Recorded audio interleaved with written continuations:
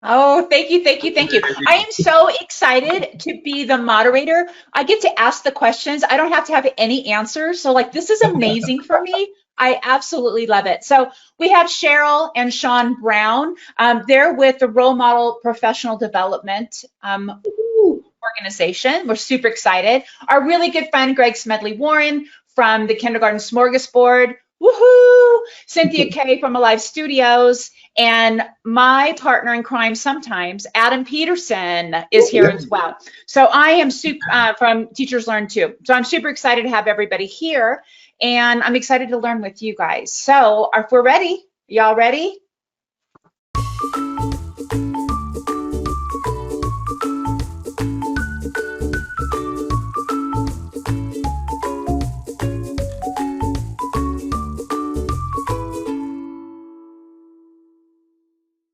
Student engagement is really, really important. And so I was wondering if you could talk a little bit about what student engagement should look like, why it's important. Tell us everything you know about student engagement. Yeah, okay. Yeah, in just a couple minutes. Yeah, student engagement is definitely our passion. And we know how important it is, but how do you use it and to get your kids engaged? And so at Alive Studios, when we do all of our developing and coming up with new products, we put it through a brain science filter, if you will. And there's there's a lot of them, but I'll tell you 3 tips today that we use when we use development. And you guys can use this when you're looking for lesson plans or even doing your own. So the first one's pretty common. It's using as many learning modalities as you can, right? Mm-hmm. So the kids, when they're seeing or hearing, and every time you're using a unique learning modality, it's creating a unique pathway. So when you hear it, see it, it's a new pathway. Or if you're touching or doing or moving, right? So it's a lot of activity going on in your brain, and the kids are engaged and are going to retain that information. So keep that in mind. The second one is, one of my favorites is create an emotion. Right? If you can create an emotion to something, that sticks with you. Music can do that. Seeing puppies and kitty cats, there's different things, right? But when you can create an emotion, it absolutely sticks with you. And the kids and adults love that.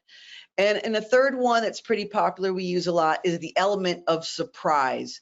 So for us, we have, if you put our letter L card down, Larry Lion, roar, he comes out. It looks like it comes off a piece of cardboard, but they're going to remember Larry Lion and the letter L.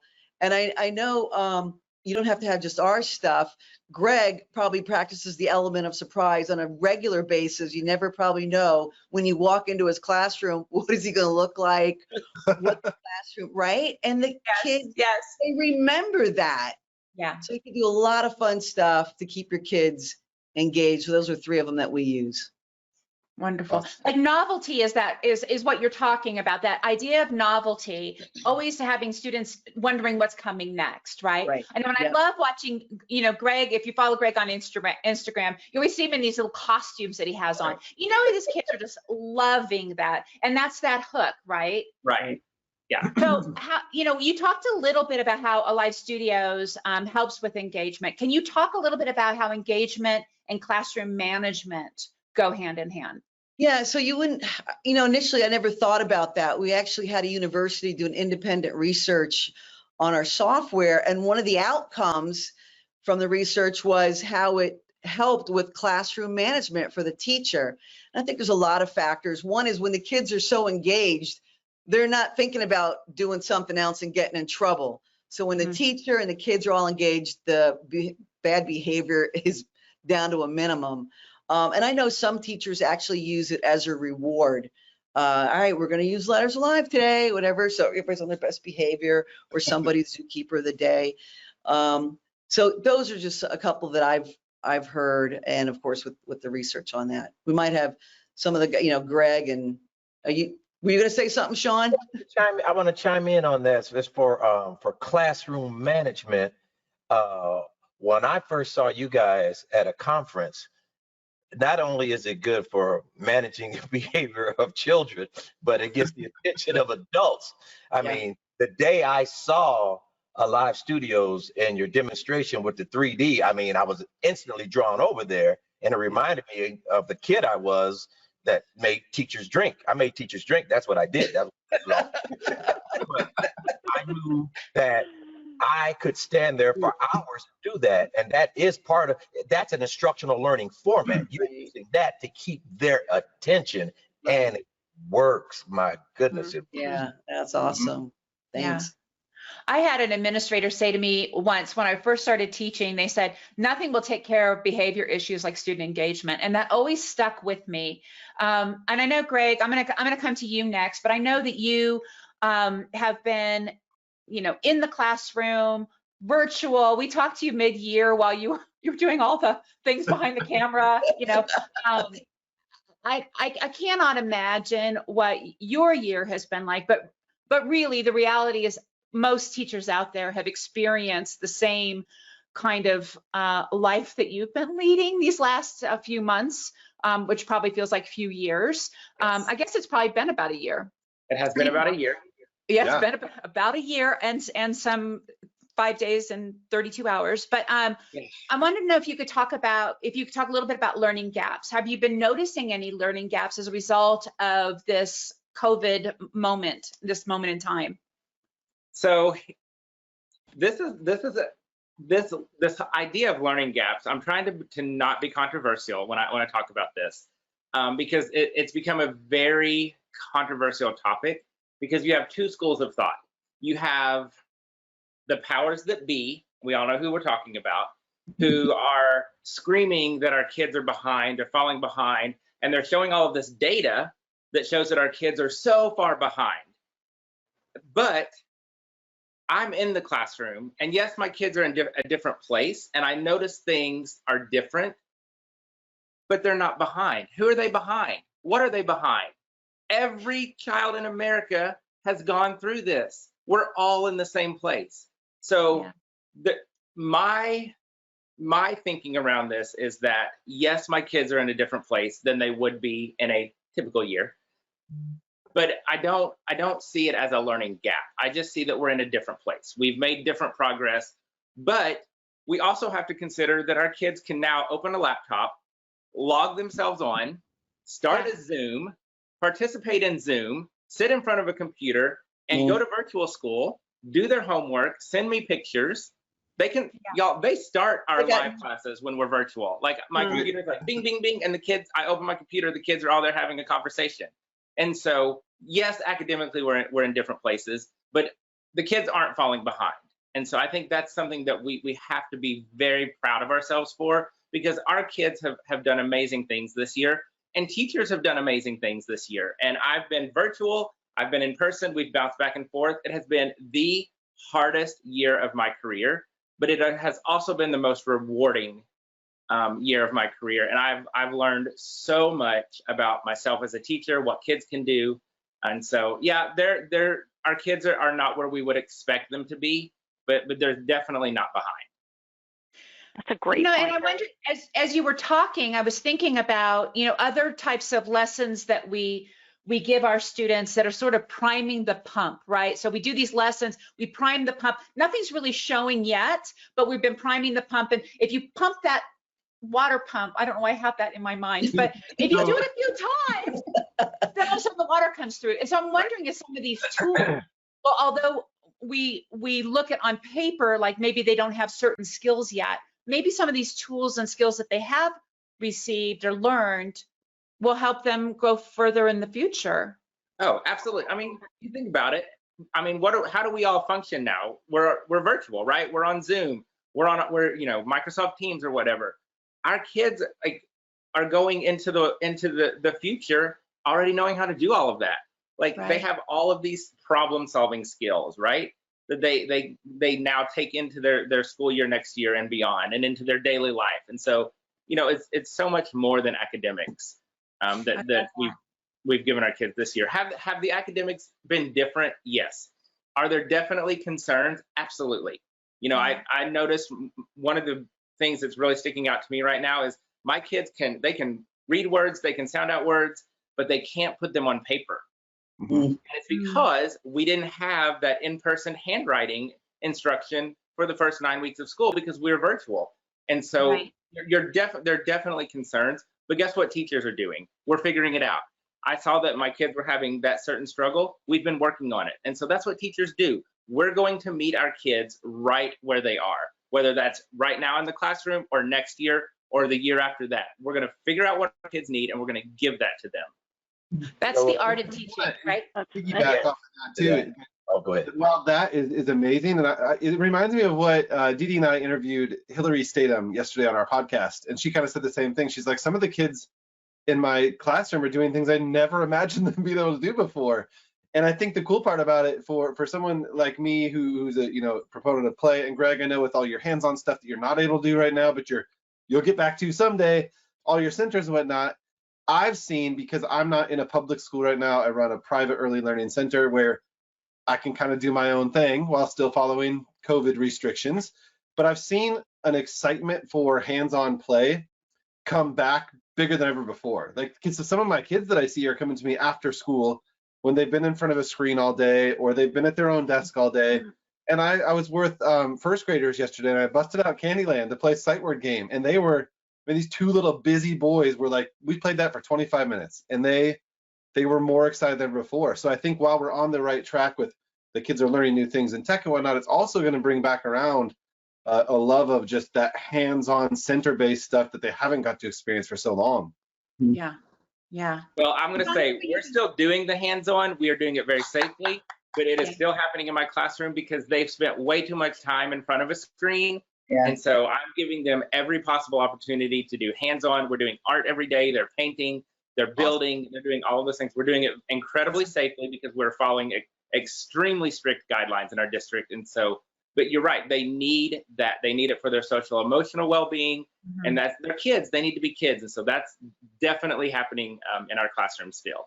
Awesome. I wanted to add to Greg, while Greg was talking, what I was thinking, he was talking about the powers that be and said, the learning gap and we're falling behind. The adults are falling behind. Right.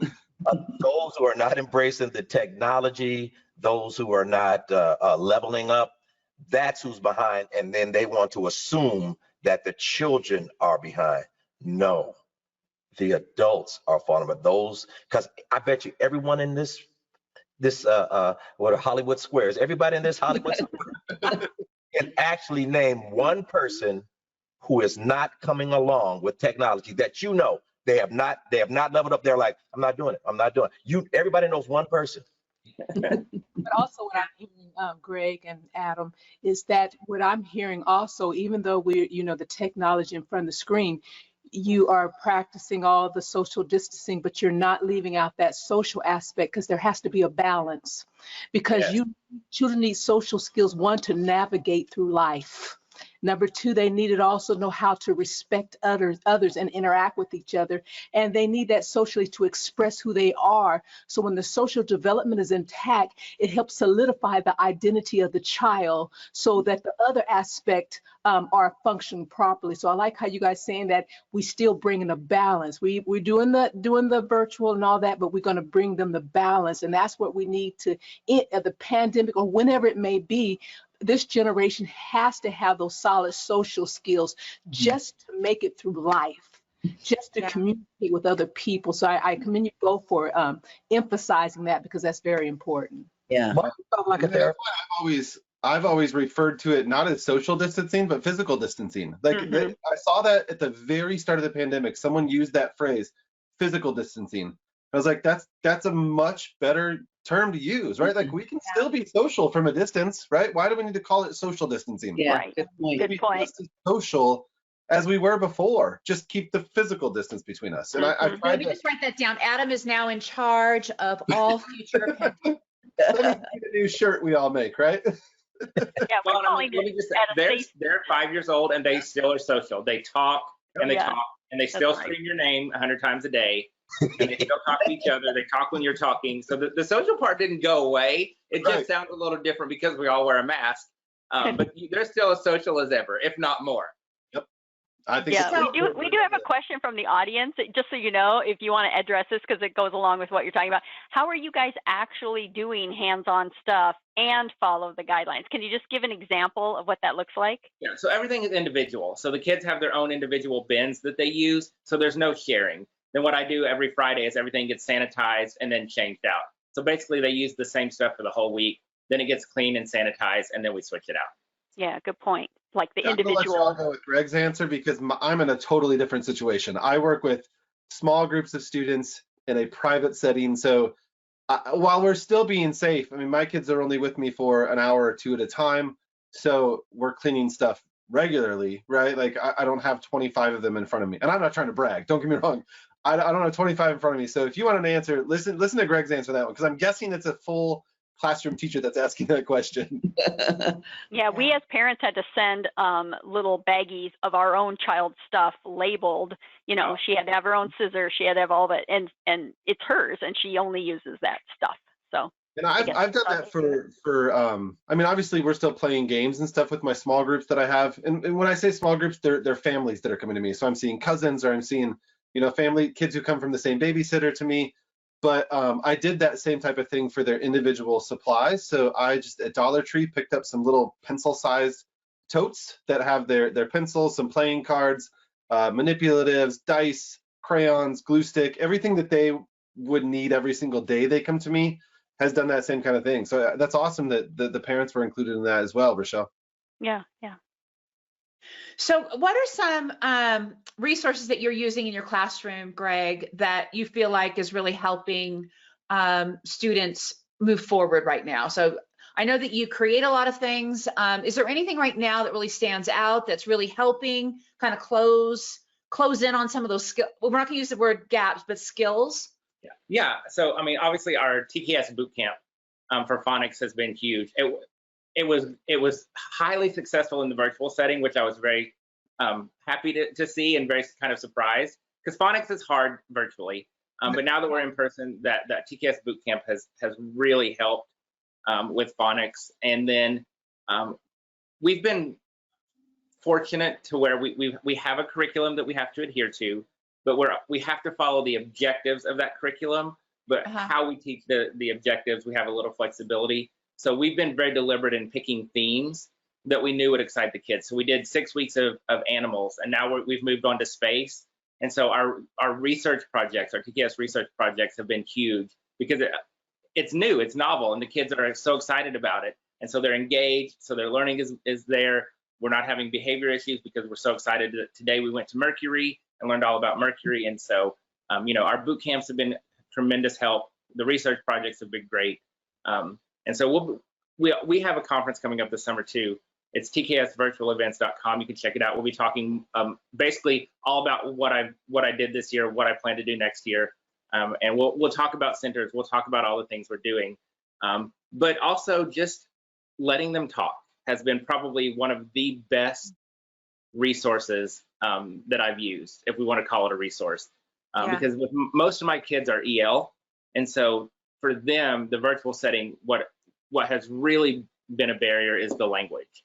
And so just letting them talk to one another has probably been the biggest resource that we've done in the classroom. Awesome. Yeah. Wonderful. Wonderful.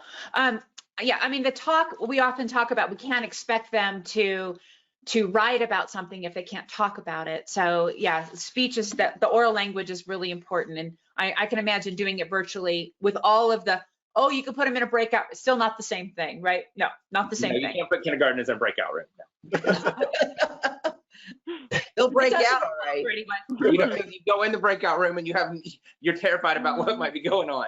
Like, I don't want to know what's going on in here, but whatever it is, please stop. Right, exactly. So my next question is for Shawn and Cheryl. So we know that this year has been a doozy for like adults and kids, just like people who are humans. It's been a hard year, right? And I think mental state of everyone is a little bit frazzled, right? So can you talk a little bit what happens because I think that there's oftentimes we want to say, oh, everything's okay, it's getting better. And yet we haven't quite addressed that mental fragility we're having right now. So can you talk about what happens when we don't address the mental state of people who are under duress? Well, unaddressed mental health can have like a domino effect, okay?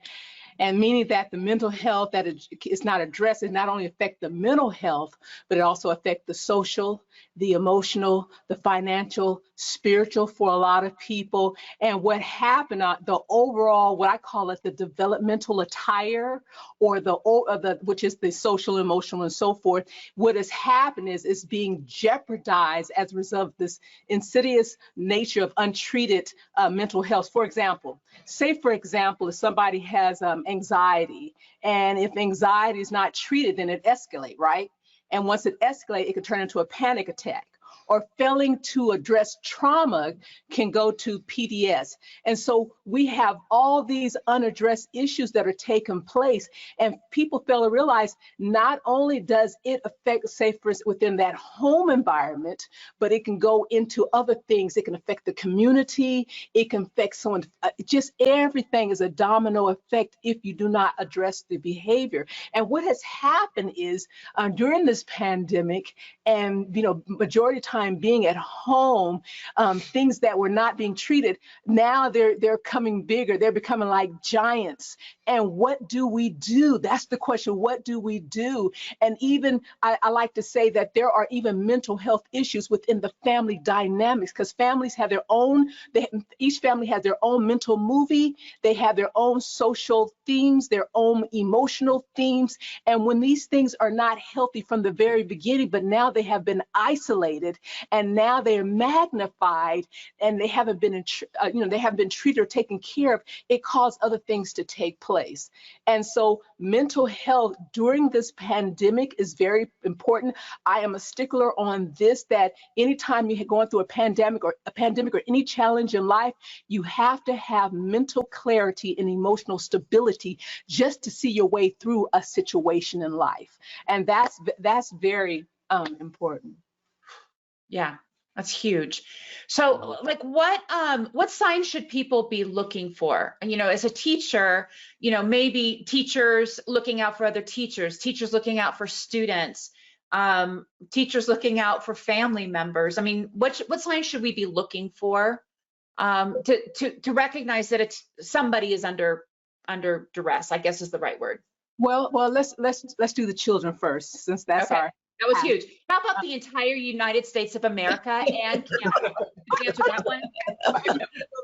But for children, can be regression. With the potty train, they're doing well, but now they regress and go back to the soiling. There's sleep regression. So where they were doing well, the pattern shift. And you have to look, the overall, which I call the developmental tire, all of our developmental tire, we have a rhythm. Okay, we have a rhythm, and when the pandemic, it took it off beat, and that's where the symptoms had filtered through. So it could be a child can become depressed, but it's in a different way. They may be very social and talkative, and all of a sudden they're quiet or socially withdrawn. That even applies to an adult. Adults can be socially withdrawn. Their personality, they're so all outstanding on a talk and so forth, constantly sleeping all the time. Now there's some people just love to sleep. I love to sleep, but when it becomes, I love it now.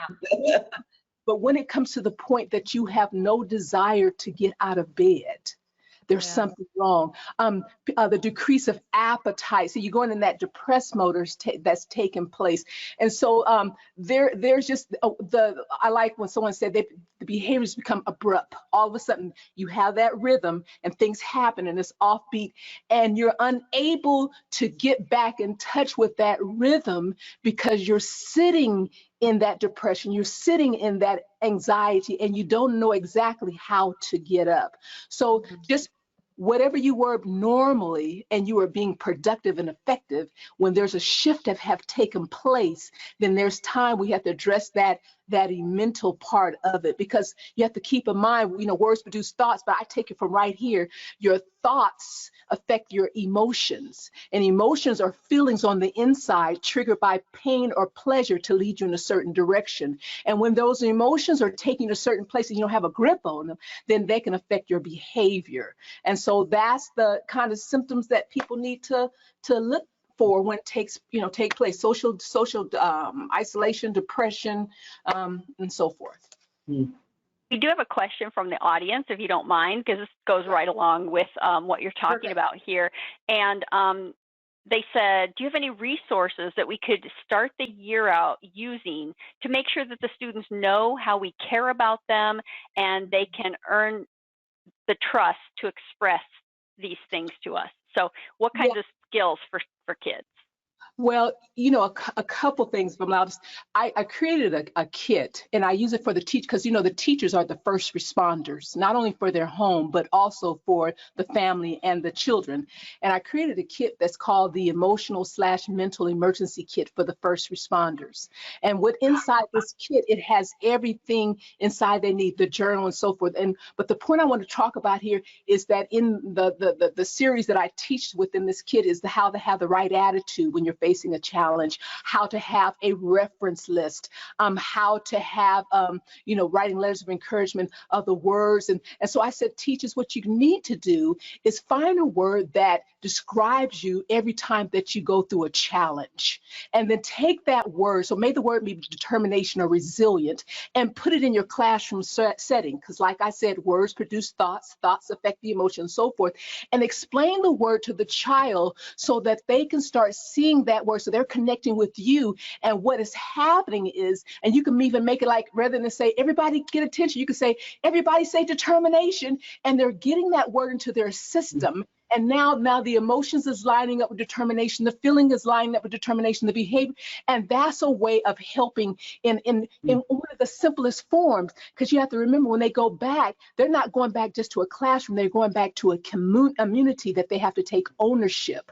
Then there's also, which Greg and Adam may have, different kind of activities and stuff that they may do. They may have like feeling games. Let's play feeling games, and so they'll be able to express. So making sure that the classroom has an open system rather than a closed system, that the children be able to feel free to talk and give a little self-disclosure. Like the teacher might say, the child say, I was scared. Well, you can tell, well, I was scared too. And these are some of the things that I do, so they can relate. That's the whole thing, is that being a teacher, you have to be able to go into their reality in order to set up an emotional, stable community.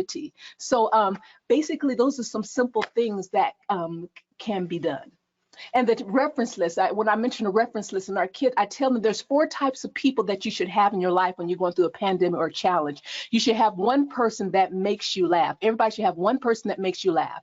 You should have a good listener. You should have a straight shooter. They tell you just like it is, and a goal setter. And then you can ask the kids, who makes you laugh? My dog make me laugh. See, now they have a reference list, because many times when people go through things, they're unable to think clear. But if I have that reference list, then I can go to those people. Because see, one thing about this, challenges and this pandemic was not designed for us to be alone. And that's the key thing. And the children need to know that it was not designed for them to be alone. So those are just simple things that can be done. Cynthia, you see why I had to have her here? Yeah, I know. That was really good. I got some good nuggets myself in there. I wanted to know. Major goosebumps as well. I know, right? I mean, That's simple, but that was anything but simple. That was powerful. That was powerful. So yes. Really Well, good. and so like that made me feel better, like, because my biggest concern is going into next year is Right. for the kindergartners who are coming to school next year, who've been quarantined, and we've all been in lockdown for a year. And so I'm really concerned about the kindergartners coming next year, because I feel like they're going to be so far behind on social skills, and they've been through so much trauma and stress. And so having that information makes me feel better prepared for next year already. Yeah. Yeah. And, and you could even do, I even tell there, and you guys probably heard this, I wish you well buckets. And for the little kids, they can find, you might have a little different words or whatever. And when they come back or whatever the case, they can take it and put in the bucket. I wish you happiness. I wish you safety. And so they feel like they took part in the healing process. And so those are just little creative things that can be done that will enhance the environment so they can move forward. Because eventually this pandemic is going to move on, and we can't keep looking in the rearview mirror, because we have to look forward. And so the healing parts was what we need to do, is create a lot of activities that not only healthy for the teacher, but it's also healthy for the children. Yeah, that's good. I can see a lot of people are saying like they want to come and get you. They want Cheryl to come home. With me. We need you. But I understand, your role model professional development has some resources, right? Can you talk about what it is? I know you talked about a kit, but can you maybe expand a little bit about what that is? Because there may be teachers right now who are thinking, I need something now. Or I need to be thinking like Greg is also about what my fall is going to look like. I need something now, and I need something for the fall. But well, the kit was based upon Mr. Brown. I call him Mr. Brown. Okay. That's right. It was based upon his Behind the Mask. And I asked him, and after I heard him, I said, what can I do? And then I came up with this kit, which I chose just so they understand, the Behind the Mask is a mental health series that we put together, and it spawned an idea for Cheryl to create something to go with it, and that is the kit. But it's a series. Go ahead, Cheryl. And so in the kit, it has a beautiful journal, pen, the Yeti cup. I refuse, talking about the attitude. I refuse to allow this pandemic to do this to me. We have little cards with the heading, the reference list, what do you say to keep yourself moving forward? Different things. And then what we do a training, or, we might have it online that they can go with me on step by step of how to get them some mental clarity, emotional stability, because I always go like this. If everybody put your hands like this is the beginning. The pandemic affected the whole world, but I tell them go like this. But this right here is the middle, and it is what you do in the middle, then smooth it out, that determine how you come out at the end. And I show them what to do in the middle. And so this whole kit is just to see the tears in the teacher's eyes or the administrator's eyes. And then I told them, now take this and show the families, and take the families and let them show the children, because you can simplify it step by step. And so what happened is, when they have this kit, I said, leave it in the closet under the bed, because you don't want anybody to miss, leave it in the car. And what happened is, once you feel that moment, because all of us felt that moment during this pandemic, am I about right?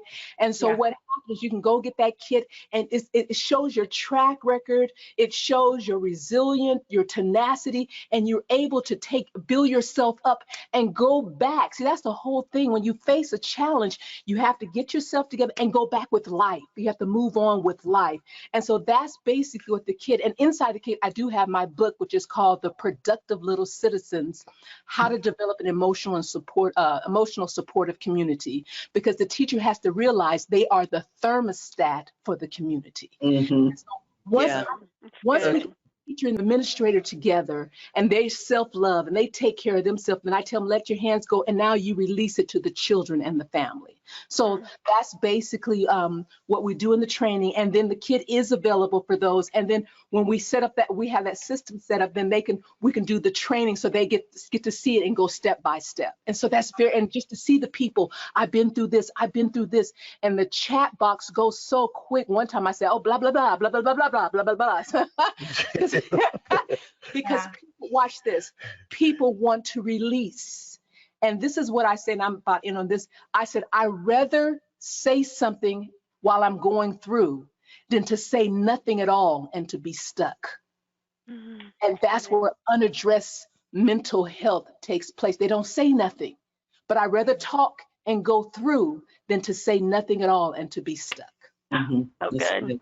Do something. Rochelle, I think you guys are doing an email to all the listeners. I know, I'm like sitting here like I feel like I know. I think we've all been through, Rochelle, I think we've all been through, if it hasn't been this pandemic, but there's always something that somebody has faced that oftentimes they try to take it by themselves. They try to be the good soldier, and just keep moving forward. And eventually that adds up, doesn't it? Yes, it does. Yeah. You have to be real with you have to be real with yourself. If it's a lot of pressure, and we talk about stress, and I call it how to exposing stress. I don't call her stress. I call her stressala. I call her a she.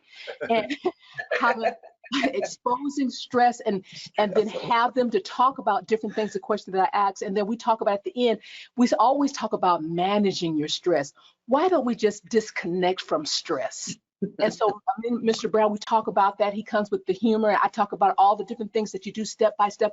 Some people don't know what to do in between. And it's okay, because some people, when they, like you said in the chat box about life, they lost 2 parents at the end within less than a year, or the death of this, or you'd be amazed of all the things people going through, and they want some way to really. The whole thing is this, and I commend all the administrators that have taken these trainings or whatever, is that it's one thing to ask you, are you okay? But it's another thing, what can I do to help?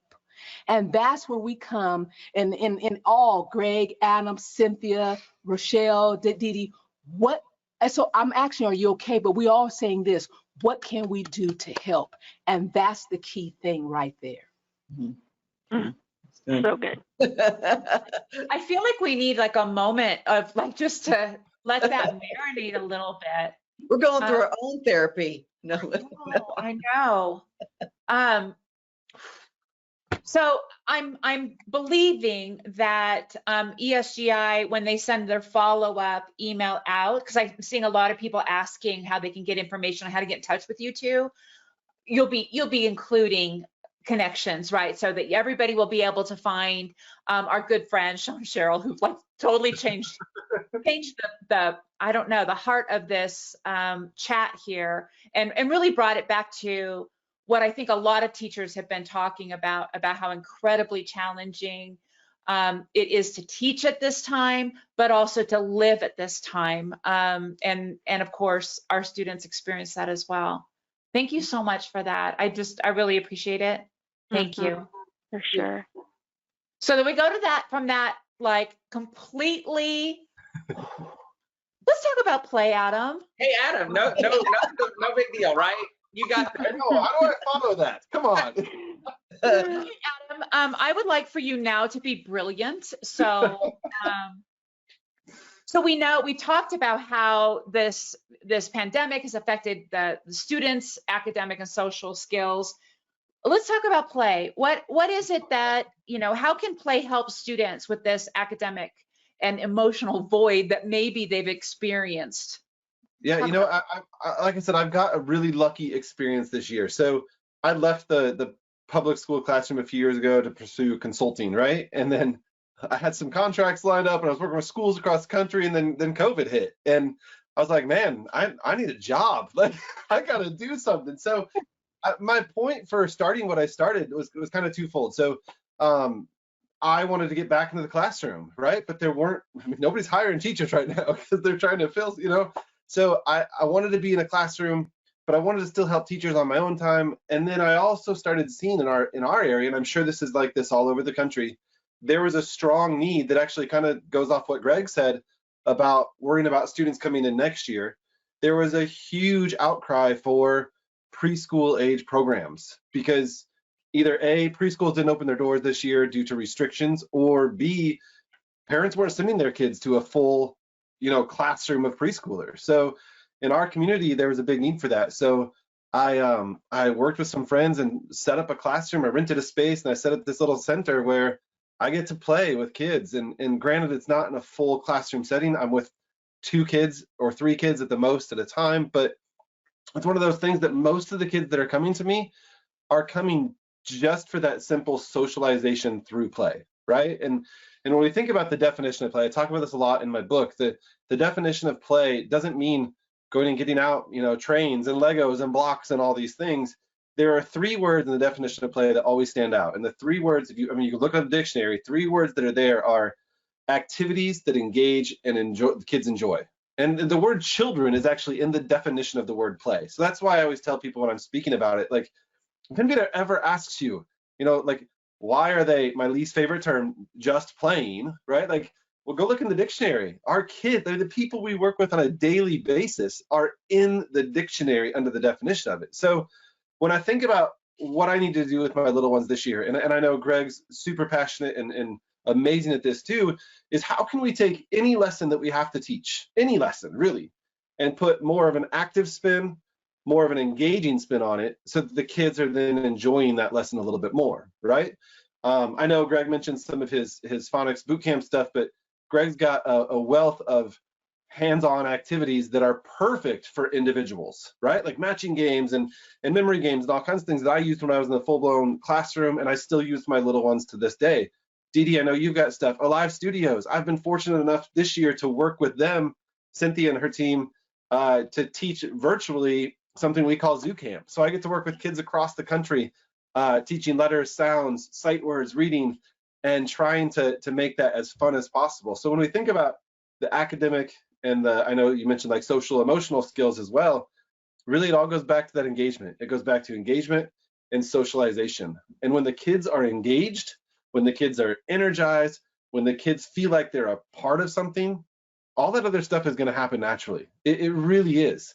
Kids can play a game based on letters and sounds without you ever saying, today you're going to learn the letters of the alphabet and the sounds that go along with them.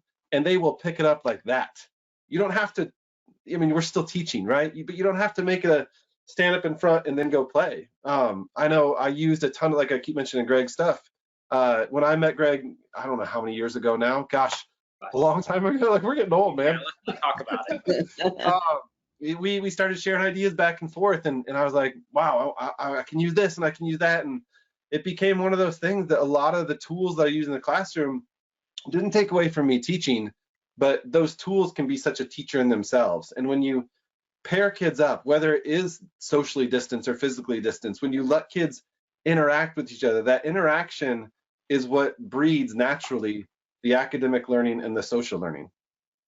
You know, I love your book. Shawn, were you going to say something? I'll be quiet. No, I was just saying, very well said, Adam. I mean, I'm a big kid, and I'm just listening. I'm like, man, he's on it, he's on it, he's on it, all over it. Yeah. Well, thank you. I consider Deedee, I think, wasn't your review of my book, Deedee, you said when I met Adam, here's a 6'4" kid. Like, that's what you said in your Yeah, I mean, it was. my book. Adam, that's so true, because I would watch you. I can only watch the recordings when you're teaching the kids with our materials of all things, right? But you're so passionate and you act like the zookeeper. I'm like watching it for the first time. Okay, kids, we're gonna get out the Amos alligator. I'm thinking, oh my God, what's gonna happen? And I already know, but you throw yourself into it. You pull the children in. And that, who wouldn't want to go to school, and have a teacher like that?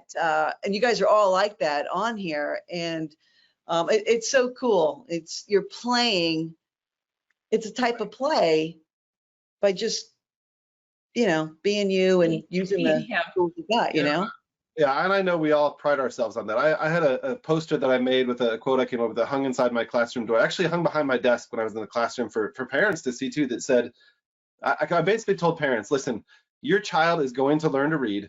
They're going to learn the math skills. They're going to get some awesome science stuff. They're going to learn social studies skills. They're going to learn all of this stuff. But if every day I can get them to walk through that door with a smile on their face, then that's what makes me feel like I've done my job, right? Like, all the other stuff is going to come at their own pace. They're all going to have their own path to get there. But the one thing that I have an effect on, the one thing that I can ensure is that they love coming here, right? So I know that, I'm not blind to the fact that I've got a pretty sweet gig right now. I know there are teachers out there, like Greg's in a full classroom right now. I know there are teachers who are working harder than I ever have before in my life. My wife is a second grade teacher, so I get to see it secondhand every day when she comes home, the stress. So teachers, please don't take it like I do get what you're going through.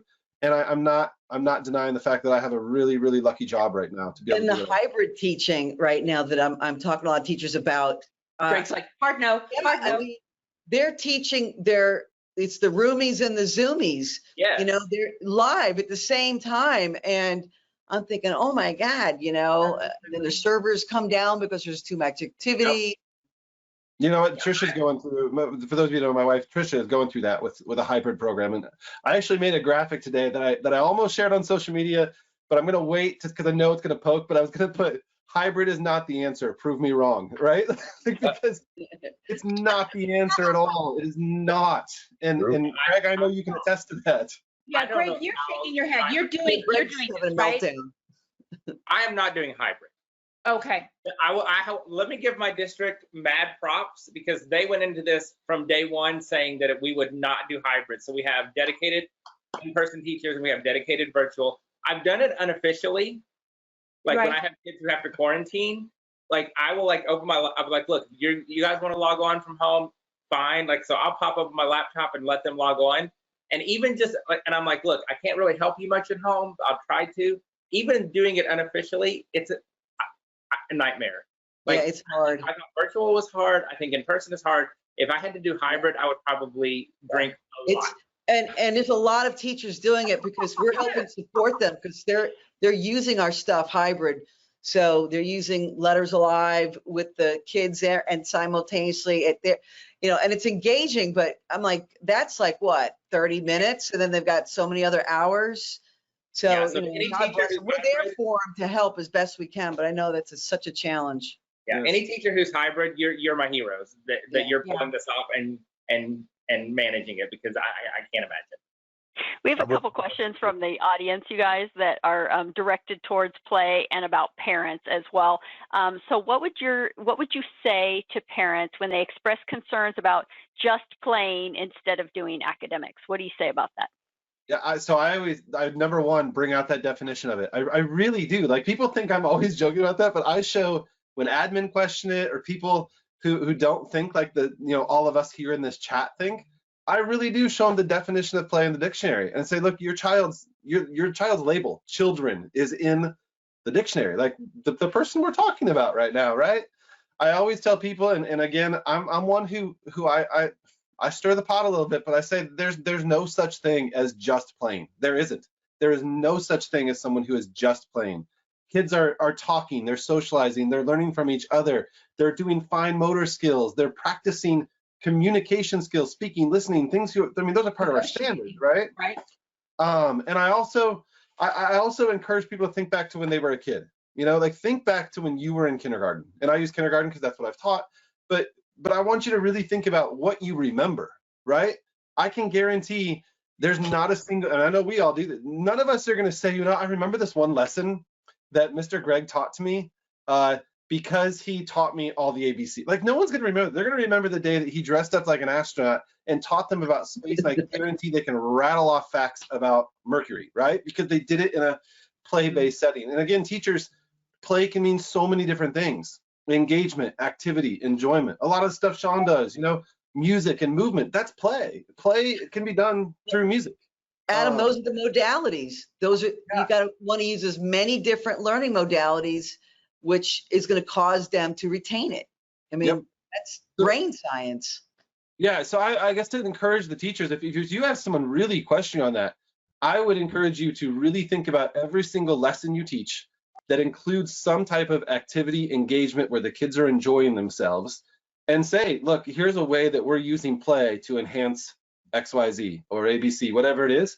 I'm not saying toss everything you have to do out the window. I know I sound kind of like a rebel, but I didn't do that. I still did what my district made me do. I still followed the curriculums. I still met my standards. I just found a way to transform things I was doing into a more play-driven approach. And it took time. This wasn't the first year of teaching that I did this. Yes, You got a question. So, Adam, it's not a question, it's a statement. Adam, I know, I've read your book, obviously. I love your book. And it's filled with like game. And I know, Rochelle, you wanted to say there was another question, but I wanted to ask if you would give like a practical, easy way that a teacher could take a drill and kill kind of activity and turn it into play. Something that they don't have to buy anything different, they don't have to do anything, just take that drill and kill. How do you turn that into play? Give teachers who are listening something that they can use tomorrow. Yeah, I'm going to use one that I use all the time, and it's board games. And I know that there's people going, I can't do board games right now. We're in a social. Well, you can. And here's the thing. My challenge, I guess, to teachers is to think about how you can use from a board game only the board itself. right? In this type of setting, in this world we're living in right now, think of a board game that you only have to use the board, and then you could give every child their own individual pieces. So one that I share with teachers all the time is the game Candyland. And I don't care what grade you teach, you can use the game Candyland, right? Nothing breaks my heart more than when a kindergarten comes to my classroom and goes, I've never played this game before. I'm like, what? Like, how have you never played this, right? So I learned very early on in my career from watching the teachers and a good friend of mine that I taught with, my friend Honor. We would brainstorm ways to use board games all the time together. And Candyland was one of those that our kids picked up on like that, right? Because Candyland teaches nothing but colors and sometimes counting to 2. That's all you have to do, right? And I thought, oh my gosh, these kids are loving this game. I want to keep it in centers. I want to keep putting it back and putting it back, but I want to make it purposeful, right? Because there has to be a purpose to it. Don't get me wrong. So I started writing letters on Candyland cards, and I started writing sight words on Candyland cards. And I said, all right, now before you move to blue, you got to tell me that letter that's on that card. Okay, so let's fast forward to 2020, 2021. We can't share cards, right? We're not sharing those pieces in the games in the classroom. So here's my challenge that you can put into play tomorrow. What's tomorrow? Thursday. It's still, yeah, it's not a weekend. Tomorrow when you go back to school, dig out your Candyland board, run to Hobby Lobby or Michael's or Dollar Tree and get yourself some wooden cubes.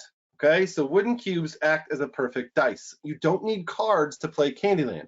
Candyland has 6 colors. A dice has 6 sides. So draw with a Sharpie, or even let the kids be a part of this too.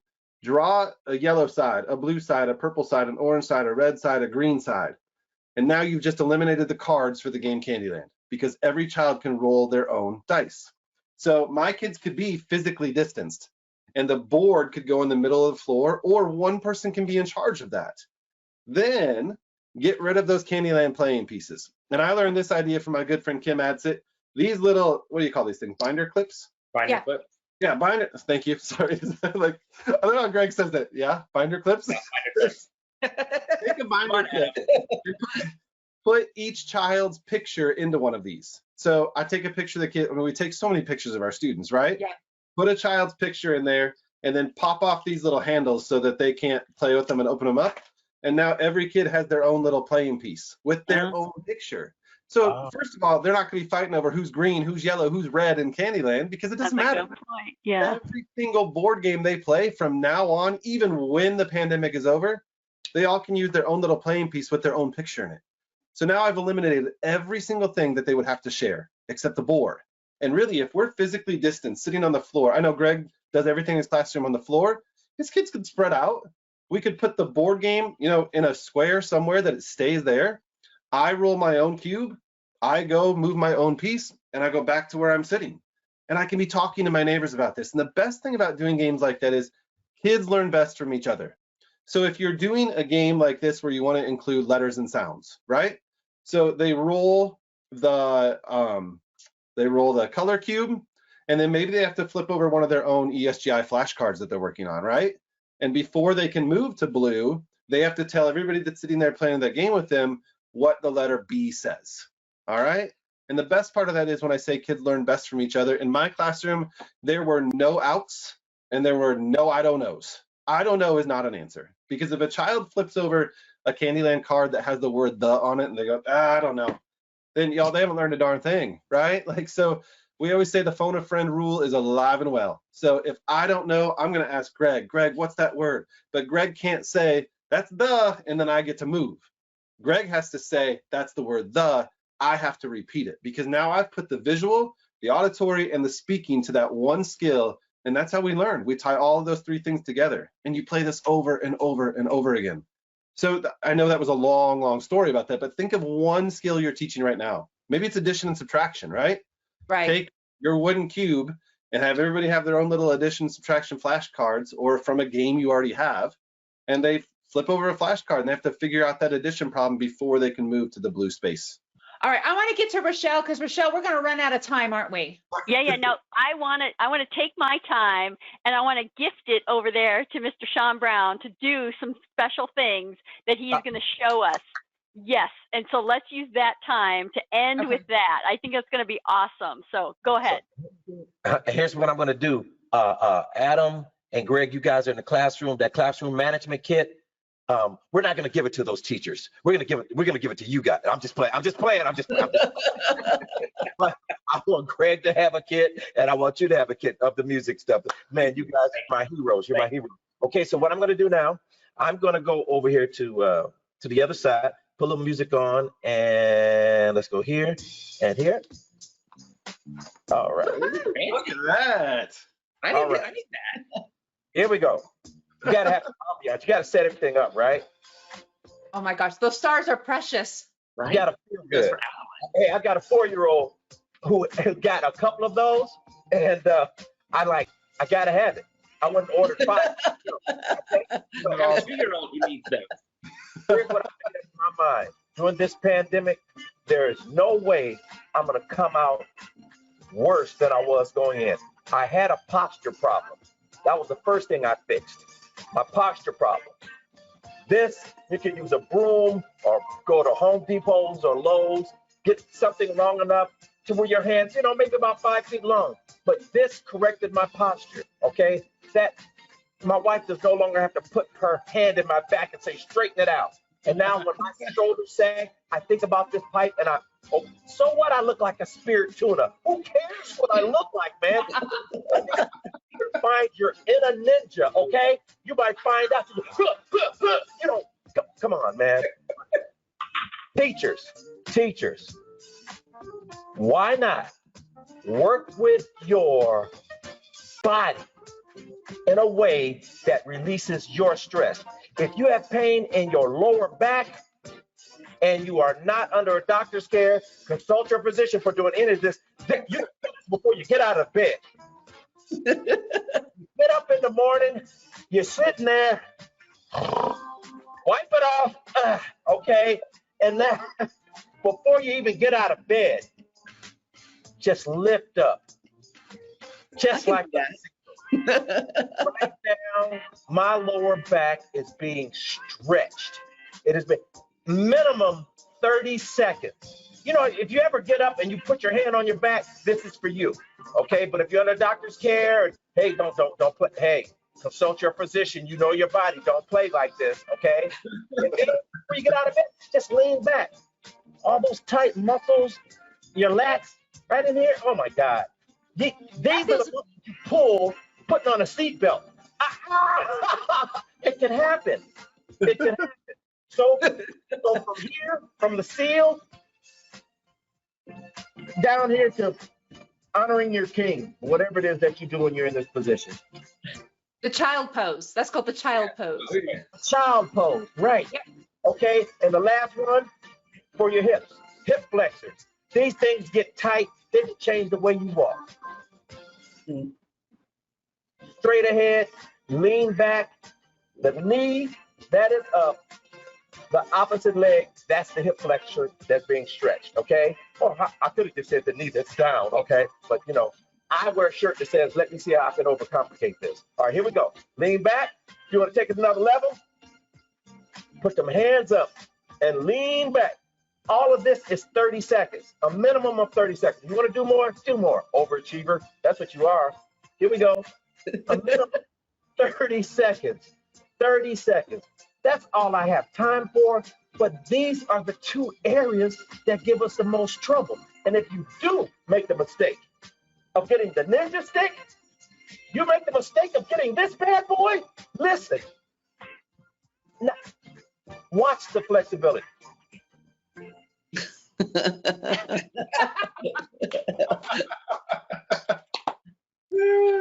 Oh my gosh.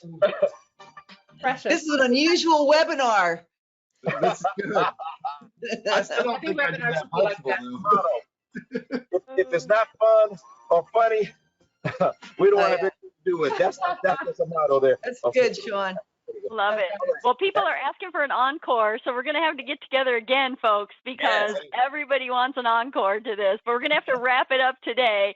But just know that you're all going to get a recording of this webinar. You're going to get an email. We'll put all the contacts for everybody on here so that you can all get that. And, we have these every month, people. So if you've missed any, they don't look like this, all of them, but we do have them on our YouTube channel. That's ESGI Software on YouTube. So go over there and look at some of our previous webinars that we've had. Don't forget to check your email in next week to find your certificate of participation and the recording of the webinar, and to see if you're a winner. Maybe you're going to win one of those fabulous prizes. Don't forget, if you haven't tried ESGI before, go ahead and use that promo code SANITY, because we want you to get a 60-day free trial of ESGI on us. Don't forget promo code SANITY. Go ahead, Cynthia. So I was going to make my surprise announcement. Can I do that? Absolutely. Go ahead. So yeah, we're going to definitely give away Letters Alive and the journals. You know, Greg's ABC Boot Camp is built in. We call it Zookeeper ABC Boot Camp. So some lucky winner is going to get that and our journals. But I want to tell you guys something. This is the first time we're publicly announcing this. And that is because there's a lot of teachers out there who are still struggling with funding. Now, I know we've got COVID dollars coming down, and that's been a big help. But there's some places where you guys, principals or teachers, are really struggling to get funding to get the resources you need, like, you know, the Letters Alive and different things like that. So we started a nonprofit during COVID called Win Early Literacy. It's winearlyliteracy.org.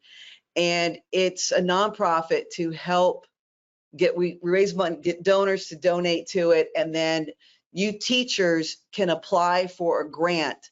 So like I said, it's brand new. We're still working on getting funding in it, but we're very passionate about helping the teachers in need to help the kids win early literacy. So if you want to go to winearlyliteracy.org, your principal or a teacher, you can apply for a grant.